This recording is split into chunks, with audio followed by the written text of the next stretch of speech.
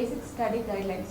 ఆంగ్ల పరీక్షను సులభంగా రాసి ఎక్కువ మార్కులను సాధించడం ఎలా, ప్రశ్నపత్రం ఏ విధంగా ఉంటుంది, విద్యార్థులు ఎలా ప్రిపేర్ అవ్వాలి అని పలు సూచనలు సలహాలు విద్యార్థులకు చెప్పడానికి మనతో school assistant in English, resource person, motivational speaker G Aravind Kumar garu ఉన్నారు. లేట్ చేయకుండా వారితో మాట్లాడదాం. నమస్కారం సార్.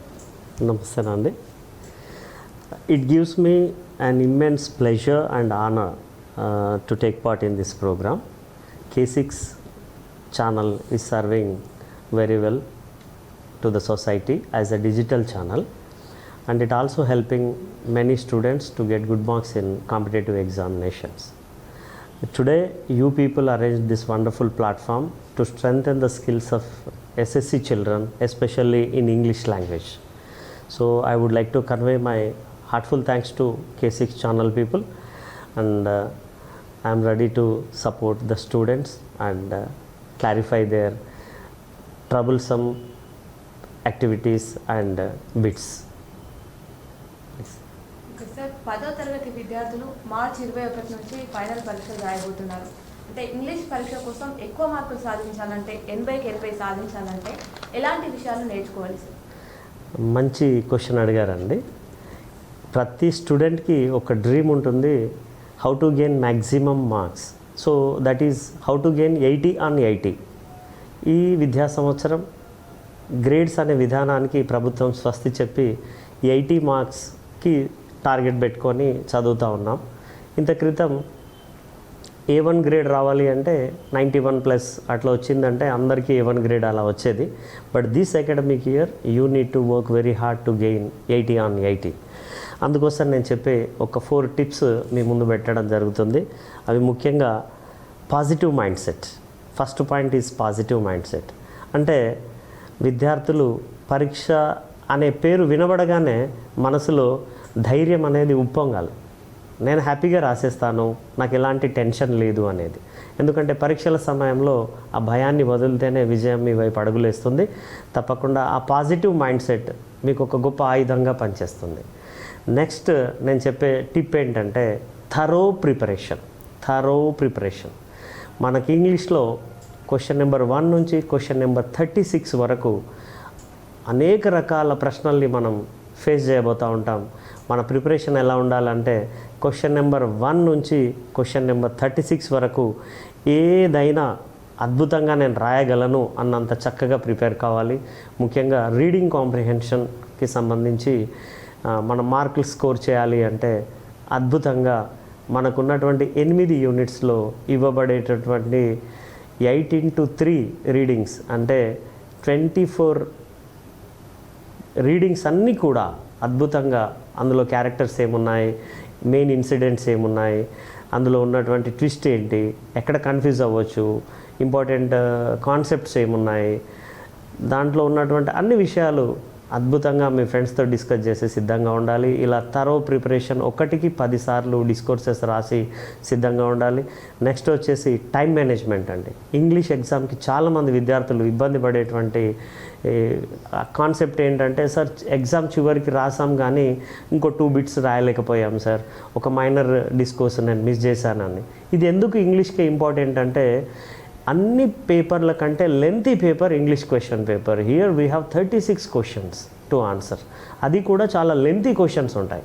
మరి ముందుగానే చక్కగా నేను చెప్పే విధంగా ప్లాన్ చేసుకోండి, అద్భుతంగా రాసే ప్రయత్నం చేయండి. ఫస్ట్ థింగ్ ఏంటంటే మనకు 3 గంటల పేపర్ కాబట్టి 180 minutes మనకు ఉంటుంది. ఈ 180 minutesని మనం ఎలా ప్లాన్ చేసుకోవాలి అంటే మొదటి 10 నిమిషాలు తప్పకుండా క్వశ్చన్ పేపర్ను చక్కగా చదవండి. మీరెంత బాగా చదివితే మీకు అంత కాన్ఫిడెన్స్ వస్తుంది. ఎక్కడ మీకు మంచి స్కోరింగ్ చేసే బిట్స్ ఉన్నాయో వాటితో మొదలు పెట్టండి. సో అలా గ్రిప్ రావడం కోసం 10 minutes ఓపిక్గా హ్యాపీగా క్వశ్చన్ పేపర్ చదవాల్సిందే.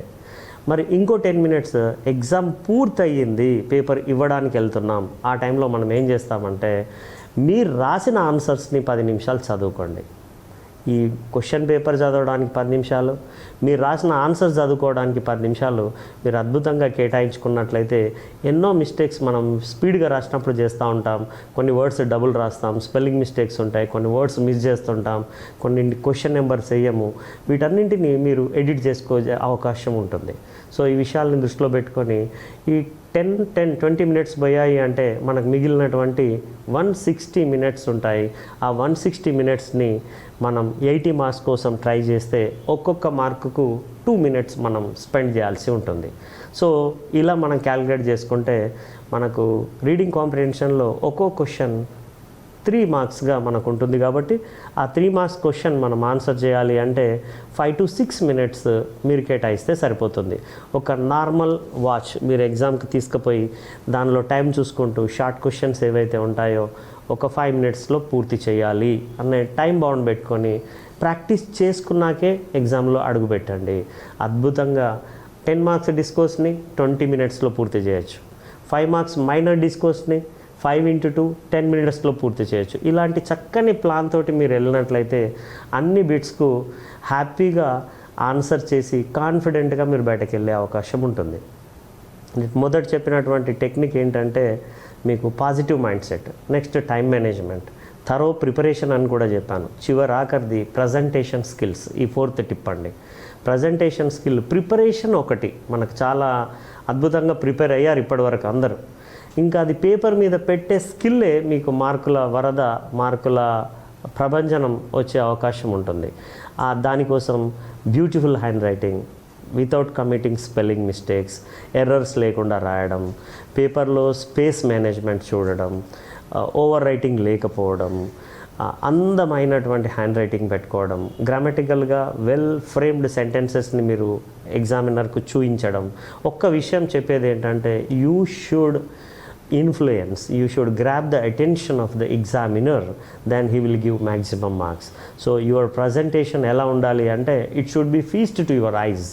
మీ కళ్ళకి ఒక విందు, ఒక డిన్నర్, ఒక అద్భుతమైన ఒక లొకేషన్ చూసినంత అందంగా మీ ఆన్సర్ షీట్ని ఎగ్జామినర్ ముందు మీరు పెట్టినట్లయితే it will give wonderful support to you to gain good marks. ఈ విధంగా మీరు ప్రయత్నం చేసినట్టయితే డెఫినెట్గా మీకు 80 on 80 మార్క్స్ వచ్చే అవకాశం తప్పకుండా ఉంటుందని నేను అనుకుంటాను. Okay sir, English question paper ఎలా ఉంటుంది సార్? అంటే ఏ అంశాలు ఉంటాయి, వాటికి కేటాయించే మార్కులు ఏ విధంగా ఉంటాయి, ఒకసారి విద్యార్థులకు తెలియజేస్తారా? Definitely ma'am. So English question పేపర్లో 36 క్వశ్చన్స్ ఉన్నప్పటికీ మనకు మాత్రం కేవలం 3 అకాడమిక్ స్టాండర్డ్స్ పైనే మేజర్గా ఫోకస్ చేయడం జరుగుతుంది. 4th అకాడమిక్ స్టాండర్డ్ని 3rd అకాడమిక్ స్టాండర్డ్లోనే ఇంక్లూడ్ చేయడం జరిగింది. Major area of English question paper is reading comprehension. అంటే వాళ్ళు ఒక లెసన్స్ నుంచి ఒక ప్యాసేజ్ ఇవ్వడం జరుగుతుంది. కిందన 4 క్వశ్చన్స్ ఇస్తారు. ఆ 4 క్వశ్చన్స్కి ఈచ్ క్వశ్చన్ క్యారీస్ 3 మార్క్స్ అన్నట్లుగా మనకు ఉంటుంది ప్యాటర్న్. దాని వివరాలు మళ్ళీ డీటెయిల్గా డిస్కస్ చేద్దాం. ఫస్ట్ బిట్ మనకు రీడింగ్ కాంప్రిహెన్షన్కు 37 మార్క్స్ ఉంటాయి. చదివి అర్థం చేసుకొని ఇచ్చిన ప్రశ్నలకు జవాబులు రాయడం. అలాగే సెకండ్ బిట్ వచ్చేసి గ్రామర్ అండ్ వొకాబులరీ. ఈ అకాడమిక్ స్టాండర్డ్ ఏదైతే ఉందో దీనికి 20 మార్క్స్ ఇవ్వడం జరుగుతుంది. ఇందులో grammar related concepts, vocabulary related concepts మనం 1వ తరగతి నుంచి 10వ తరగతి వరకు అద్భుతంగా ఇంగ్లీష్లో అనేక భాషాపరమైనటువంటి అంశాలని నేర్చుకొని ఉన్నాం. వాటన్నింటినీ చిన్న చిన్న స్థాయిలో చక్కగా టెస్ట్ చేయడం జరుగుతుంది. మీరు ధైర్యంగా 20 మార్కులు స్కోర్ చేయొచ్చు. చివరికి మనకు డిస్కోర్సెస్, దీన్ని మనం క్రియేటివ్ రైటింగ్ అంటాం. ఈ క్రియేటివ్ రైటింగ్కి మనకు 20 మార్క్స్ స్కోర్ చేసే అవకాశం ఉంటుంది. మేజర్ డిస్కోర్స్, మైనర్ డిస్కోర్స్ అని ఈ విధంగా పేపర్ ప్యాటర్న్ మనకు 80 మార్క్స్గా మన ముందు ఉంటుంది. 4 అకాడమిక్ స్టాండర్డ్స్ని టెస్ట్ చేయడం జరుగుతుంది. ఇంటర్లింక్గా మనకు ఈ స్పెల్లింగ్ కానీ, మేజర్గా పంక్చువేషన్ మార్క్స్ కానీ, ఇటువంటిది అన్ని అంశాలని కూడా ఇందులో టెస్ట్ చేయడం అవకాశం ఉంటుంది. ఈ అకాడమిక్ స్టాండర్డ్స్పై ఫోకస్ పెట్టినట్లయితే డెఫినెట్గా స్కోరింగ్ అద్భుతంగా ఉంటుంది. ఓకే సార్, మీరు చెప్పినట్టు రీడింగ్ కాంప్రిహెన్షన్లో ఎక్కువ మార్కుల కోసం ఎలాంటి అంశాలు నేర్చుకోవాలి విద్యార్థులు? రీడింగ్ కాంప్రిహెన్షన్స్లో ఎక్కువ మార్కులు మన పిల్లలకి అద్భుతంగా రావాలి, 37కి 37 మనకు రావాలి అంటే ఒక చిన్న టెక్నిక్ ఏంటంటే మనకు 4 క్వశ్చన్స్ ఇస్తారు. ఈచ్ క్వశ్చన్ 3 మార్క్స్ అని 2 బిట్స్ ఇస్తారు. అలాగే స్టడీ స్కిల్ ఒకటి ఇస్తారు. స్టడీ స్కిల్లో 4 క్వశ్చన్స్ ఇస్తారు. Each question will give us 2 marks. అయితే నేను లెసన్స్ పేర్లు చెప్పడమో మిమ్మల్ని ఇబ్బంది పెట్టడమో అని కాకుండా సూటిగా మీకు కొన్ని టిప్స్ చెప్పే ప్రయత్నం చేస్తాను. కొద్దిగా జాగ్రత్తగా విన్నట్లయితే ఈ 37 మార్క్స్ని మీరు అద్భుతంగా స్కోర్ చేసే అవకాశం ఉంటుంది. అందులో మనం చెప్పుకున్నట్లయితే 3 మార్కులు ఏ విధంగా ఎగ్జామినర్ మనకిస్తారు. నెంబర్ 1, మీరు రాసినటువంటి ఆన్సర్ రిలవెంట్ అయి ఉండాలి. ఒక క్వశ్చన్ అడిగితే దానికి సంబంధం లేని ఏదో మ్యాటర్ ఆ పారాగ్రాఫ్లోంచి యాజ్ ఇట్ ఈస్గా తీసుకొచ్చి రాసినట్లయితే you don't get any mark. కానీ ఇక్కడ విషయం ఏంటంటే ఒక్క మార్క్ రిలవెంట్గా ఉంటేనే ఇస్తారు. అది ఇర్రిలవెంట్ అయితే ఆ ఉన్న 3 మార్కులు పోయే అవకాశం ఉంటుంది. దీన్ని విద్యార్థులు చాలా చక్కగా గమనిస్తారని చెప్పేసి నేను అనుకుంటున్నాను.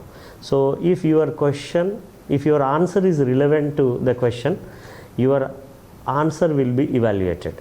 Irrelevant answers will score 0 marks. So please focus on that dear students. కాబట్టి ఫస్ట్ రిలవెంట్గా ఉందా 1 మార్క్ మీకు వచ్చింది. రెండవది whether it is grammatically and spelling mistakes పరంగా అన్ని కన్వెన్షన్స్ ఆఫ్ రైటింగ్ పరంగా కూడా అది కరెక్ట్గా ఉంది అన్నప్పుడు మిగతా 2 మార్కులు స్కోర్ చేయొచ్చు. ఏ విధంగా అంటే if it is grammatically correct and spelling కూడా కరెక్ట్గా ఉంది అంటే you will gain 1 mark. Next if it is accurate as per the punctuation marks and capitalization and ఎక్కడెక్కడైతే ఫుల్ స్టాప్ కామా లాంటివి పెట్టాలో అక్కడ ప్రాపర్గా కంక్లూడ్ చేయగలిగితే you will get another 1 mark. So ఈ 3 అంశాలు relevance and also grammar and spelling and conventions of రైటింగ్కి ఒక్కొక్క మార్క్ ఉంటుంది. వాటిని మీరు టచ్ చేస్తున్నారా లేదా గమనించండి. మీ నుంచి ఒక్క అర మార్క్ కూడా ఎవరు దూరం చేయలేరు. కొంతమంది పిల్లలకు ఉంటుంది, సార్ నేను బాగా రాయలేను, నేను సరిగ్గా చదవలేను. మరి ఎలా అంటే మీరు కూడా ఏది వదలకుండా రాయండి. ఒక్క క్వశ్చన్ కూడా వదిలే అవకాశం లేదు. మీరు గ్రామర్ పరంగా ఎన్ని బ్లండర్ మిస్టేక్స్ చేసినా 1కి ఎక్కడో ఒక కరెక్ట్ పాయింట్ మీరు వదిలి ఉంటారు, దానికి 1/2 మార్క్ వచ్చే అవకాశం ఉంటుంది. వాట్ వాజ్ బాయాజీ అనే క్వశ్చన్ ఉందంటే Bayaji was a labour in dockyard అని అలా రిలవెంట్గా మీరు ఏదైనా ఆన్సర్ కొన్ని పొరపాట్లతో రాసినా ఒక 1/2 మార్క్ వచ్చే అవకాశం ఉంటుంది. ఎక్కడైతే క్యాపిటలైజేషన్ ప్రాపర్ నౌన్స్ అన్ని క్యాపిటల్ లెటర్స్తో రాయడం, the beginning of the question should be క్యాపిటలైజేషన్తో ప్రారంభించడం, అలాగే ఎక్కడెక్కడ comma full stop question mark ఇలాంటి కన్వెన్షన్స్ ఆఫ్ రైటింగ్లో అంశాలు పంక్చుయేషన్ మార్క్స్ని మనం కొద్దిగా ఫాలో అయినట్టయితే 3 కాకుండా మనకు 1.5 2 మార్క్స్ వచ్చే అవకాశం ఉంటుంది. So my dear children, don't leave any question, you will get maximum. If you are not perfect, at least you will try half. So this is good tip for you. You can follow this.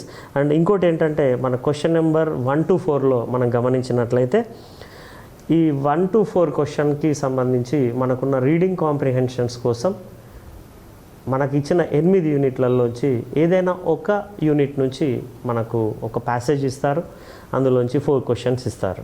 ఇక నేను ఈ question వస్తుందని నేను డైరెక్ట్గా చెప్పలేను, కానీ నేను మీకు కొంచెం హెల్ప్ చేసే వెళ్తాను ఈరోజు ప్రోగ్రాంలో.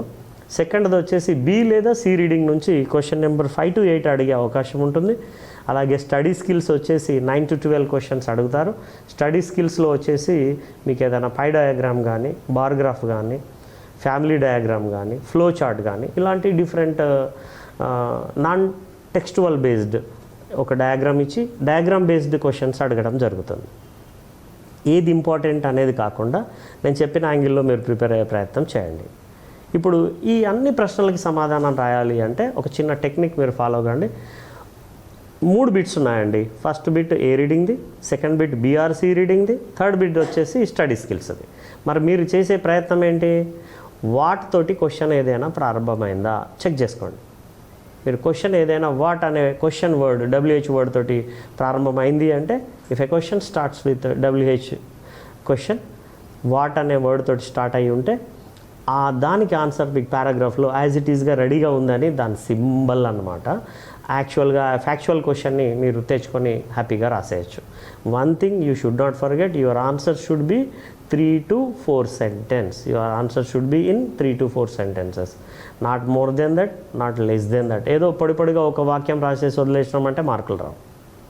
లేదు లెంథీగా ప్యారల్గా రాస్తున్నామంటే మీరు ముందే డిసైడ్ చేసుకోవచ్చు మీకు మార్కులు రావాలి. కాబట్టి మినిమం 3 మ్యాక్సిమం 4 అనే కాన్సెప్ట్లో రాసే ప్రయత్నం చేయండి. అలాగే మనకు కన్ఫామ్గా వచ్చే క్వశ్చన్స్ చెప్తాను. ఇఫ్తో ప్రశ్న ప్రారంభమైతే ఆన్సర్ ఎలా రాయాలి? If you are in the place of APJ Abdul Kalam when a new teacher insulted you in the classroom అని అలాంటి క్వశ్చన్స్ ఏదైనా వస్తే మరి ఆన్సర్స్ ఎలా రాయాలి? If I were in the place of APJ Abdul Kalam అని మీకు తోచినట్లుగా కొన్ని సెంటెన్సెస్ ప్రిపేర్ చేసుకొని యువర్ ఓన్ ఆన్సర్ రాయండి. సో ఒకటి వాట్తో క్వశ్చన్, ఒకటి ఇఫ్తో క్వశ్చన్ వస్తుంది. ఇంకోటి మీరు వెతకండి అన్ని క్వశ్చన్స్లో YOU యూ అనేటువంటి వర్డ్ ఎక్కడైనా ఉందా, ఉంటే అండర్లైన్ చేసి పెట్టుకోండి. ఎందుకంటే అక్కడ అడుగుతుంది నీ opinion, don't copy that answer from the given passage. So there you need to present your own opinion. నీ ఒపీనియన్కే దానికి ఎక్కువగా మార్క్స్ వచ్చే అవకాశం ఉంటుంది. కాబట్టి you need to do that from your ideas, from your knowledge. దాని నుంచి కలెక్ట్ చేసుకొని frame a wonderful sentence, 3-4 sentences పెట్టండి. Frame wonderful sentences and put it on the paper. ఇంకోటి వచ్చేసి ఎస్ఆర్ నో టైప్ క్వశ్చన్స్ ఒక రకమైనవి అడగడం జరుగుతుంది. ఎస్ఆర్ నో టైప్ క్వశ్చన్స్కి నీకు ఏం అర్థం కాకపోతే ఎస్ నో రాసేసుకో, but you need to support that answer. In what angle you wrote yes, in what angle you wrote no, you need to justify your answer. So అన్ని లెసన్స్ని చదివి ఈ కోణాల్లో ప్రశ్నలు వస్తే ఎలా రాయాలి అనేటువంటి అంశంలో మీరు సిద్ధంగా అయినట్లయితే ఒక రీజనింగ్ క్వశ్చన్ని కూడా మరొకటి మన ముందుకు వచ్చే అవకాశం ఉంటుంది. వైతో ప్రారంభమవుతుంది. దానికి రీజన్ రాస్తున్నప్పుడు బికాజ్ అనే వర్డ్ తోటి మీరు కాస్త అద్భుతంగా రాసినట్లయితే మీకు మంచి సపోర్టివ్ పాయింట్స్ స్కోరింగ్ అనేది ఉంటుంది. ఎగ్జామ్లోకి వెళ్ళే ముందే చక్కగా వీటిని ప్రయత్నం చేసుకునే లోపల వెళ్ళండి. నాకు ఇఫ్తో ఆన్సర్ రాయొచ్చా, క్వశ్చన్లో యూ ఉంటే నాకు ఆన్సర్ రాయొస్తుందా, ఫ్యాక్చువల్ క్వశ్చన్స్ని ఎలా కలెక్ట్ చేసుకోవాలి, రీజనింగ్ క్వశ్చన్స్ ఎట్లా చేయాలి, అనలైటికల్ ఎలా చేయాలి అనే ఆ అంశాలని చక్కగా నేర్చుకొని పరీక్షలోకి వెళ్తారని చెప్పేసి నేను మీకు బ్లెస్ చేస్తూ ఉన్నాను. అలాగే మీకు ఇంకో అద్భుతమైనది ఏంటంటే స్టడీ స్కిల్స్ అమ్మ. స్టడీ స్కిల్స్ చాలా easy. What does the pie chart లేదా what does the bar graph tells about అన్నప్పుడు పైనే క్వశ్చన్లోనే ఆ రూబ్రిక్స్లో రాసింది ఉంటుంది. దాంట్లోంచి ఆన్సర్ కలెక్ట్ చేసుకొని రాసుకుంటే 2 మార్క్స్ వస్తాయి. ఇంకా మిగతా క్వశ్చన్స్ దేని నుంచి వస్తాయి స్టడీ స్కిల్స్లో? కంపారిజన్స్ మీద క్వశ్చన్స్ రావచ్చు ఇచ్చిన డాటాలో, అండ్ ఇచ్చిన డాటా కాంటెంట్ మీద క్వశ్చన్స్ అడగచ్చు. నీ ఒపీనియన్ ఖచ్చితంగా అడుగుతారు. ఈ 3 బిట్స్ ఉన్నాయి. ఏ రీడింగ్ బిట్ ఒకటి, బీసీ రీడింగ్ బిట్ ఒకటి, స్టడీ స్కిల్స్ బిట్ ఒకటి. మీరేం చేస్తారు, ఈ 3 ఒక్కో బిట్లో ఖచ్చితంగా యూ అనే వర్డ్ తోటి మిమ్మల్ని టెస్ట్ చేసి మీ ఒపీనియన్ కలెక్ట్ చేసుకునే క్వశ్చన్ ఉంటుంది. అది ఐడెంటిఫై చేసి మీ స్టైల్లో ఆన్సర్ ఎలా రాయాలి, according to my opinion, I feel అనో, లేకపోతే ఇన్ మై వ్యూ అనో, ఇన్ మై ఒపీనియన్ అనో, ఐ ఒపైండ్ అని చెప్పేసి అనో, మీరు ఒక బిగినింగ్ ప్రారంభించి దాని ఆన్సర్ ఎలా ఫినిష్ చేయాలో చక్కగా నేర్చుకొని ఎగ్జామ్ హాల్కి వచ్చినట్లయితే డెఫినెట్గా మీకు మార్క్స్ వస్తాయి. ఇంకోటి మనకు రీడింగ్ కాంప్రిహెన్షన్లో అన్సీన్ రీడింగ్ కాంప్రిహెన్షన్ ఉంటుంది, పార్ట్ బిలో ఇస్తారు. అది మన క్వశ్చన్ నెంబర్ 17 to 21లో అది అడిగే అవకాశం ఉంది. తప్పకుండా అన్సీన్ పారాగ్రాఫ్ ఇవ్వచ్చు. ఎప్పుడైనా అన్సీన్ పోమ్ ఇవ్వనప్పుడు అన్సీన్ పారాగ్రాఫ్ కూడా ఇచ్చే అవకాశం ఉంటుంది. దేనికైనా మనం సిద్ధంగా ఉండాలి. అయితే అన్సీన్ పోమ్లో ఒక క్వశ్చన్ ఖచ్చితంగా ఫిగర్స్ ఆఫ్ స్పీచ్ మీద ఉంటుంది. Fix it. మీరు ఫిగర్స్ ఆఫ్ స్పీచ్ నేర్చుకుంటే ఈజీగా it should be like A cake walk. చాలా ఈజీగా మీరు ఆన్సర్ చేయొచ్చు. సిమిలీ అంటే ఏంటి, మెటాఫోర్ ఏంటి, పర్సానిఫికేషన్ ఏంటి, అలిటరేషన్ ఏంటి, ఇది ఒకసారి చక్కగా మన టీచర్స్ ద్వారా డిస్కస్ చేసి ఉంటారు ఆల్రెడీ. లేదు ఇంకా కొంత క్లారిటీ కావాలంటే నేర్చుకోండి. అద్భుతంగా వాటి మీద ఒక క్వశ్చన్ ఉంటుంది. చాలా ఈజీగా ఎంత డల్ స్టూడెంట్ అయినా దాన్ని మనం పసిగట్టవచ్చు. నెక్స్ట్ మనం ఎక్స్పెక్ట్ చేస్తున్నటువంటి క్వశ్చన్ ఏంటంటే ఒక మీనింగ్ అడుగుతాడండి. సార్ అన్సీన్లో మీనింగ్ ఎలా రాయాలి అనుకుంటారు. కాంటెక్స్టువలైజేషన్ అనే టెక్నిక్ వాడండి. ఆ కాంటెక్స్ట్లో ఆ పదంకు ఏం మీనింగ్ వచ్చి ఉంటుంది, ఏ సందర్భంగా ఉంది అని జస్ట్ గెస్ చేయండి. ఆ గెస్కి సంబంధించిన MCQs ఏదైనా ఉంటే మీ హార్ట్కి టచ్ అవుతుంది, దాని ఆన్సర్ అలా రాసే ప్రయత్నం చేస్తారు. సో ఇంకొకటి ఏం అడుగుతారు, ఒక మీనింగ్ అడగచ్చు, ఒకటి మీకు నేను చెప్పినట్టుగా ఫిగర్స్ ఆఫ్ స్పీచ్ అడగచ్చు, ఇంకా మీకు అందులో ఒక కాంటెంట్ పైన ఒక క్వశ్చన్ అడిగే అవకాశం ఉంటుంది.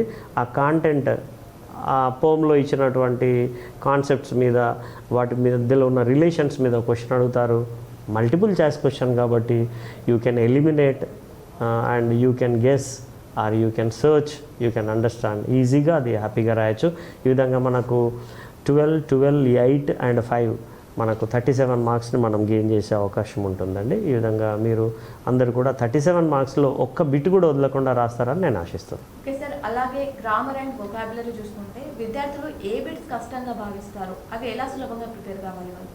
ఎస్, ఇక్కడ లాస్ట్ టైం మా ఎడ్యుకేషన్ డిపార్ట్మెంట్ హెడ్ గారు శ్రీమతి యోగితా రాణా మ్యామ్ గారు ఒక టెలికాన్ఫరెన్స్ అన్ని స్కూల్స్ విద్యార్థులతోటి కండక్ట్ చేయడం జరిగింది. ఆ ప్రోగ్రాంలో ఇంగ్లీష్ ఎక్స్పర్ట్స్ తోటి విద్యార్థులు ఆన్లైన్లో మాట్లాడుతున్నప్పుడు రాష్ట్ర వ్యాప్తంగా వాళ్ళందరూ ఎడిటింగ్ బిట్ మీద చాలా ఇబ్బంది పడుతున్నట్టుగా అనిపించింది. చాలామంది ఎడిటింగ్ అని అడిగారు. ఆ ఎడిటింగ్ సంబంధించినటువంటి కొన్ని క్లూస్ చెప్పే ప్రయత్నం చేస్తాను. ఎడిటింగ్కి మనకు 5 మార్క్స్ ఇవ్వడం జరుగుతుంది. ఈ 5 మార్క్స్ని మనం ఏ విధంగా స్కోర్ చేస్తామంటే, మనం ఏదైనా పోగొట్టుకున్నది వెతుకుతున్నాము అన్నప్పుడు ఏం పోగొట్టుకున్నామో తెలుసుకోవాలి. For example, if you lost your watch, మీ మైండ్లో ఉండాలి వాచ్ ఎక్కడ పడిపోయిందా వెతుకుతున్నామని. సో ఎడిటింగ్కి వెళ్ళే ముందు కూడా నేనేం ఎడిట్ చేయాలి, ఎలాంటి తప్పులు వాళ్ళు ఇంటెన్షనల్గా క్వశ్చన్ పేపర్లో ఇస్తారు, ఆ ఎర్రర్స్ నేను ఎట్లా నోటీస్ చేయాలి, వాటిని ఎలా ఎడిట్ చేసి పార్ట్ బికి నాకు ఇచ్చిన స్పేస్లో ఎలా రాయాలి అనేది ఒక క్లారిటీ ఉండాలి. ఫస్ట్ మనకి ఎడిటింగ్లో first sentence will be an error free sentence, అందులో ఒక మిస్టేక్ అనేది కూడా ఉండదు. కాబట్టి మరి అది ఎందుకు ఇస్తారు? You need to identify the tense of the given paragraph. ఆ పారాగ్రాఫ్లో టెన్స్కి సంబంధించిన క్లూస్ ఇస్తారు. హెల్పింగ్ వర్బ్స్ ద్వారా కానీ మెయిన్ వర్బ్స్ ద్వారా కానీ ఆ టెన్స్ని గెస్ చేయండి. ఆ ఫ్లోలోనే దాని పక్కన ఇచ్చేటువంటి ఏదైతే క్వశ్చన్ ఉందో అందులో హెల్పింగ్ వర్బ్ ఎర్రర్ పెట్టచ్చు, లేదా మెయిన్ వర్బ్ ఎర్రర్ పెట్టచ్చు, లేదంటే 2+V1 ఫామ్లో ఏదైనా ఎర్రర్ని తయారు చేయొచ్చు, లేదంటే ఒక మోడల్స్కి ముందు మోడల్ తర్వాత V1 రావాలి. Can play, will play, shall play, ఏ మోడల్ వచ్చినా వాటి పక్కన V1 ఉండాలి. అలాంటిది ఏవైనా జరగని పక్షంలోనూ ఎడిట్ చేయాల్సిన అవకాశం ఉంటుంది. ఒక మిస్సింగ్ లెటర్ కానీ, మిస్సింగ్ వర్డ్ కానీ, ఒక ఎక్సెస్ వర్డ్ కానీ, అలాగే జంబ్లింగ్ సెంటెన్సెస్ కానీ, వర్డ్ ఆర్డర్లో మిస్ మ్యాచెస్ కానీ, అలాంటి అంశాలపైన ఎక్కువగా ప్రతిసారి అడిగే అవకాశం ఉంది. కాబట్టి మీరు జంబ్లింగ్ వర్డ్స్ని ఎలా సెట్ చేయాలి, ఒక సెంటెన్స్ని ఎట్లా సెట్ చేయాలి, రెండోది మిస్సింగ్ లెటర్స్లో చూసినట్టయితే ఎక్కువగా ఆర్టికల్స్ విషయంలో మిస్సింగ్గా ఇవ్వడం జరుగుతుంది. వాటిని ఈజీగా గమనించే ప్రయత్నం చేయండి. హ్యావ్, హ్యాజ్, హ్యాడ్ ఇలాంటి వాటి పక్కన V3 ఉండాలి. అక్కడ వేరే వర్బ్ ఫామ్ను పెట్టి టెస్ట్ చేయడం జరుగుతుంది. వాటిని ఒకసారి పరిశీలించండి. ఎడిటింగ్ బిట్స్ ప్రీవియస్ పేపర్స్ దగ్గర పెట్టుకొని ఈ కోణంలో అన్నింటినీ ఎక్కువ సార్లు ప్రాక్టీస్ చేసినట్టయితే రిలేటివ్ ప్రొనౌన్స్ విషయంలో కానీ, ఇంకా జెండర్ రిలేటెడ్ ఇష్యూస్లో కానీ, P&G ఎర్రర్స్ అంటాము, పర్సన్, నంబర్, జెండర్ ఇలాంటి అంశాల్లో ఎక్కడైనా ఎర్రర్స్ మనకు నోటీస్ అయినప్పుడు వాటిని కూడా ఎడిట్ చేసుకుంటూ వెళ్ళినప్పుడు మనకు తప్పకుండా అద్భుతమైన మార్క్స్ ఎడిటింగ్లో 5కి 5 సాధించవచ్చు. ఇక్కడ గ్రామర్లో మరొక హార్డ్ బిట్ ఏంటంటే, హార్డ్ అని కాదు, యాక్చువల్గా హార్డ్ ఈజీ అనేది ఏది ఉండదండి. చదివినవి చదవనివి అంతే, నేర్చుకున్నవి నేర్చుకోనివి. చక్కగా నేర్చుకున్నవి సులభంగా ఉంటాయి, అసలు నేర్చుకోనివి కఠినంగా ఉంటాయి. కాబట్టి ఎప్పుడు కూడా క్వశ్చన్ పేపర్ హార్డ్ వచ్చిందా ఈజీ వచ్చిందా అనే బదులు నేను నేర్చుకున్నవి వచ్చాయా, నేను నేర్చుకొని వచ్చాయా, క్వశ్చన్ పేపర్ ఏదైనా ఈ 2 రకాలుగానే ఉంటుందని నా యొక్క ఆలోచన. ఇంకో బిట్ వచ్చేసి ట్రాన్స్ఫర్మేషన్ ఆఫ్ సెంటెన్సెస్ అని ఉంటుంది. దీనికి 8 మార్క్స్ ఇస్తారండి. వాళ్ళు ఒక సెంటెన్సెస్ని ఇచ్చి వాటిని వాళ్ళు అడిగిన విధంగా మార్చి రాయాల్సి వస్తుంది. You need to transform the sentence according to their guidelines. ఇక్కడ మీరు నేర్చుకోవాల్సినవి వాళ్ళు ఇచ్చేది 6 ఇస్తారండి, 6 ఇస్తారు. అందులో మీరు ఆన్సర్ చేయాల్సినవి 4. సో మీరు ఈ 4 ఆన్సర్ ప్రాపర్గా మీరు చేసినట్లయితే డెఫినెట్గా యూ విల్ గెట్ 8. మరి ఆ 4 ఏమి ఇస్తారు? గన్ షాట్గా ఒకటి యాక్టివ్ వైజ్, ప్యాసివ్ వైజ్ ఇస్తారు. చక్కగా నేర్చుకొని వెళ్ళండి. రిపోర్టెడ్ స్పీచ్ ఒకటి ఇస్తారు, తప్పకుండా అది నేర్చుకొని వెళ్ళాల్సిందే. క్వశ్చన్ ట్యాగ్ ఇస్తారు, నేర్చుకొని వెళ్ళాల్సిందే. మరి మిగతా 4th ఆప్షన్లో మనం ఏది సెలెక్ట్ చేసుకోవచ్చు అంటే బెస్ట్ ఏంటి అంటే సింథసిస్ అన్నమాట. Combined the sentences. ఇప్పుడు సో ఉపయోగించి కంబైన్ చేయడం, సో దట్ ఉపయోగించి కంబైన్ చేయడం, బికాస్ ఉపయోగించి కంబైన్ చేయడం, ఆల్దో ఉపయోగించి కంబైన్ చేయడం, ఇన్స్పైట్ ఆఫ్ ఉపయోగించి కంబైన్ చేయడం, ఇలాంటి వర్డ్స్ ద్వారా మనం కంబైన్ చేస్తూ వెళ్తుంటే అద్భుతంగా ఒక బిట్ని మనం సాల్వ్ చేయొచ్చు. ప్రాక్టీస్ చేయండి ఇలాంటి అంశాలని. ఇంకొక ఇంపార్టెంట్ బిట్ ఏంటంటే కంపల్సరీగా మనకు వచ్చేటువంటిది ఏంటంటే సింపుల్ కాంపౌండ్ కాంప్లెక్స్ సెంటెన్సెస్ పైన ఒక క్వశ్చన్ ఇవ్వడం జరుగుతుంది. అలాగే డిగ్రీస్ ఆఫ్ కాంపరిజన్ మీద కూడా ఒక క్వశ్చన్ ఇవ్వడం జరుగుతుంది.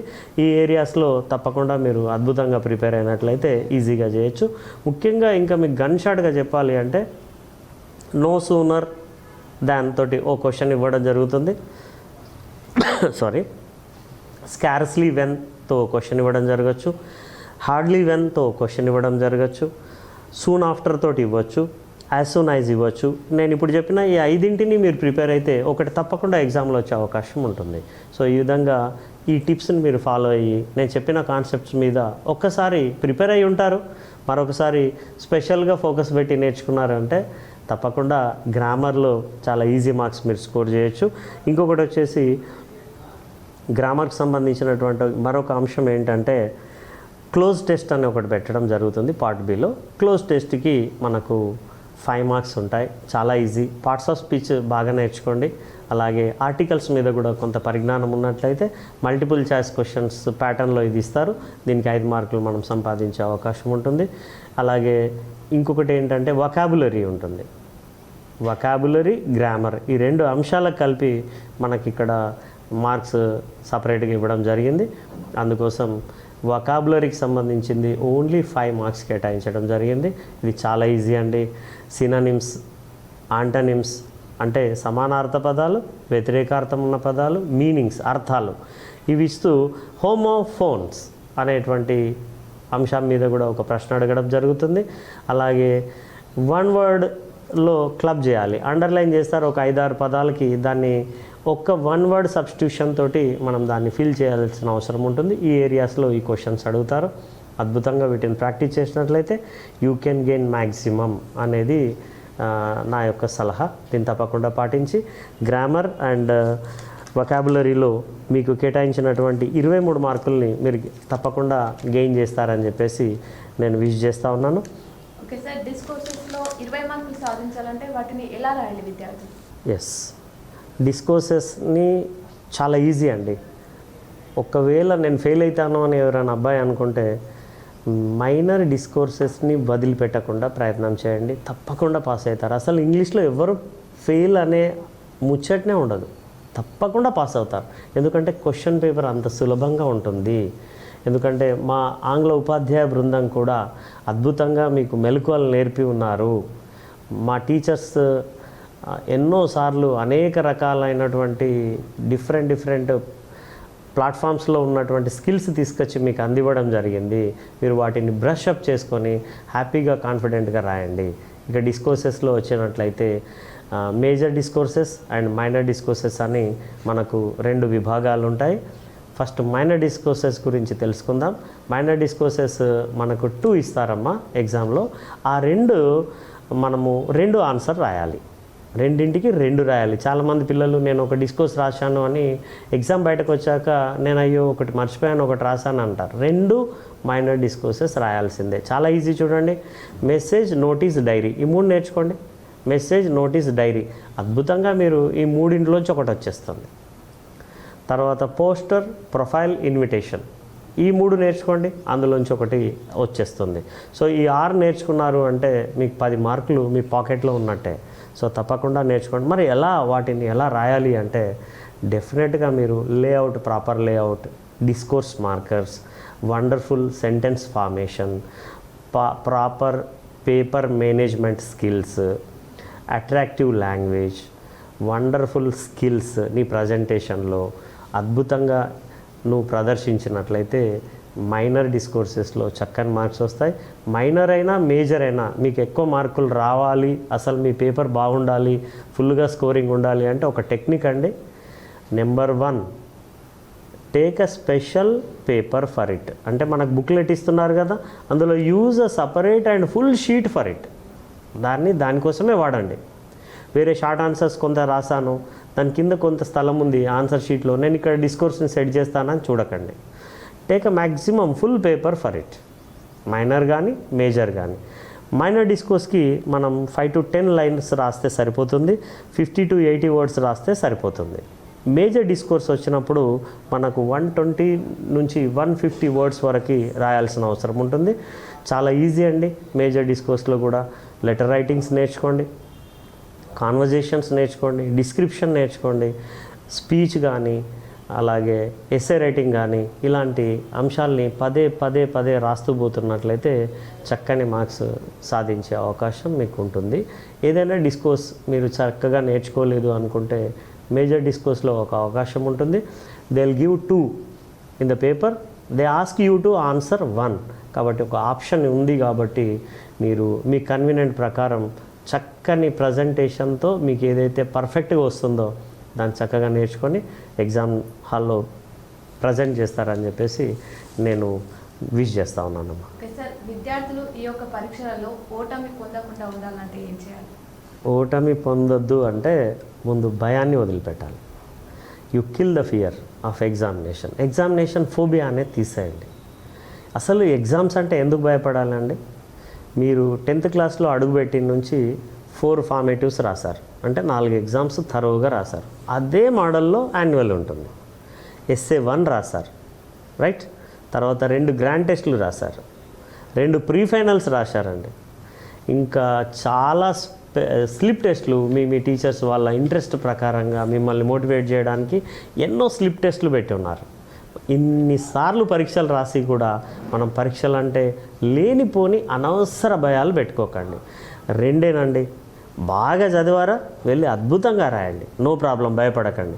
బాగా చదవలేదా, నువ్వు చదివినవన్నీ ముందు బాగా రాయి, చదవని కూడా ఆన్సర్స్ ముందు బాగా చదివినవి రాసేసి బాగా చదవనివి వాటి తర్వాత నీకెంత వీలైతే అంత రాయు, కానీ ఏది వదిలిపెట్టకు. నువ్వు వదిలిపెట్టాల్సింది ఒక్కటే, భయాన్ని వదిలిపెట్టు. ధైర్యంగా పాజిటివ్గా వెళ్ళి నీకున్న స్కిల్స్ అన్నీ కూడా మీ టీచర్స్ ప్రైమరీ నుంచి ఇప్పటి వరకు ఎంతోమంది ఎక్స్పర్ట్స్ మీకు ఎన్నో చెప్పి ఉంటారు. వాటన్నింటినీ మీ మైండ్లో ఇంకల్కేట్ చేసుకొని అద్భుతంగా పేపర్ మీద పెట్టండి. You will get maximum marks. అలాగే ఒక్కటేనండి నేను చెప్పేది, 36 క్వశ్చన్స్లో ఒక్క క్వశ్చన్ కూడా వదిలిపెట్టద్దు. This is the first aim and the best aim. మైండ్లో పెట్టుకొని లోపల వెళ్ళాలి. రాదు సార్, నాకు అది రాదు, అసలే రాదు, హౌ? నీకు వచ్చినట్లుగా దాన్ని రాసి బయటకు రా, no problem. If it is proper they will give at least half. మనం ముందే వదిలేసి రావడం అనేటువంటి మైండ్ సెట్ నుంచి బయటకు వస్తే చాలా బాగుంటుంది. మా డిఓ గారు అలాగే మా ఇంగ్లీష్ టీచర్స్ అందరూ, హెచ్ఎమ్స్ అందరూ, మిగతా ఉపాధ్యాయ మిత్రులందరూ కూడా, అన్ని సబ్జెక్ట్స్ ఉపాధ్యాయ మిత్రులందరూ మీకు రెగ్యులర్గా విషెస్, బ్లెస్సింగ్స్, మీ ఫ్రెండ్స్, మీ రిలేటివ్స్, మీ పేరెంట్స్ ఎప్పుడు మిమ్మల్ని మోటివేట్ చేస్తూనే ఉన్నారు. వాళ్ళ కళలన్నింటినీ నిజం చేయడం కోసం, మీ కళల్ని పండించుకోవడం కోసం ఈ పరీక్షలు అనేవి ఒక ఫెస్టివల్గా, ఒక పెళ్ళికి వెళ్తున్నంత సరదాగా, ఆనందంగా, అందంగా ముస్తాబైపోయి హ్యాపీగా వెళ్ళండి, హ్యాపీగా రాయండి, హ్యాపీగా తిరిగి రండి. ఎగ్జామ్ రాసిన తర్వాత దాని గురించి ఎలాంటి డిస్కస్ చేయకండి. నెక్స్ట్ ఎగ్జామ్ గురించి ముందుకెళ్ళండి. అన్ని ఎగ్జామ్స్ చక్కగా రాయండి. I wish you all the best. చక్కగా రాస్తారని ఆశిస్తూ I wish you good luck. నాన్న అందరికీ గుడ్ లక్. ఇంగ్లీష్ సబ్జెక్ట్లో ఉన్నటువంటి మెళకువలు, చిన్న టిప్స్, ట్రిక్స్, అదేవిధంగా ఎగ్జామ్ రాసే పద్ధతి గురించి ఈరోజు విద్యార్థులకు తెలియజేసినందుకు thank you sir. You welcome. మరో సబ్జెక్ట్తో మీ ముందుంటాం. చూస్తూనే ఉండండి మీ K6.